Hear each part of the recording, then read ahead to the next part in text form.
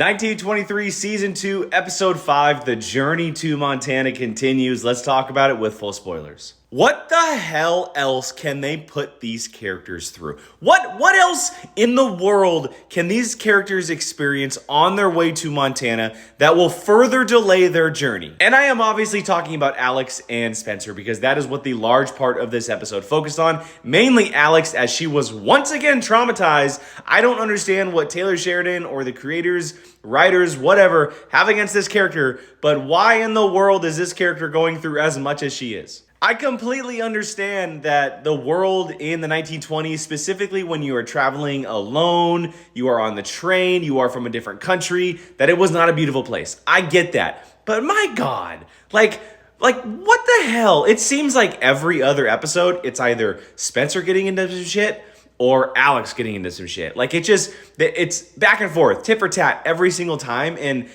this episode, they both went through some things, but Spencer is kind of on the up and up, whereas Alex, the poor woman, is pregnant, she was robbed, and now she was just molested and has no money, and thank God for some foreigners who are willing to help her out, but like, come on! But even though they're willing to help, I hope it doesn't delay her even further. It feels like she is now in a pit stop on her way to Montana, and I don't want it to take long because we only have 3 episodes left in this season, and a season 3 has never been talked about, confirmed, anything, and it's always been alluded to that this is the last season of the show.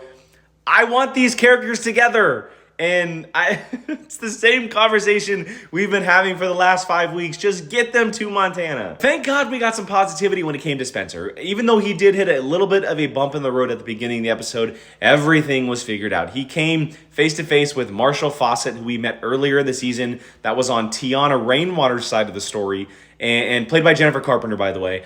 And after holding him, thinking that she was going to have to arrest him, she gets confirmation that he is actually a war hero, he is not a criminal, and to let him go. I thought this was all really interesting, though, when Marshall Fawcett gave a phone call to Sheriff McDowell, who was in Montana, trying to get information on Spencer and find out who he was. McDowell told her to arrest him and lock him up because he knows how dangerous and vengeful and serious Spencer is about the revenge he is about to unleash on the people responsible for not just attacking the Dutton Ranch, but we have to remember, Spencer's brother was killed earlier in season 1, and he is coming back for full vengeance, and it is not going to be pretty for everyone else opposing him. And McDowell knows this, and he doesn't want to deal with it because he knows the repercussions it's going to have as the sheriff and his responsibility to the law, even though he is friends with Jacob Dutton and he believes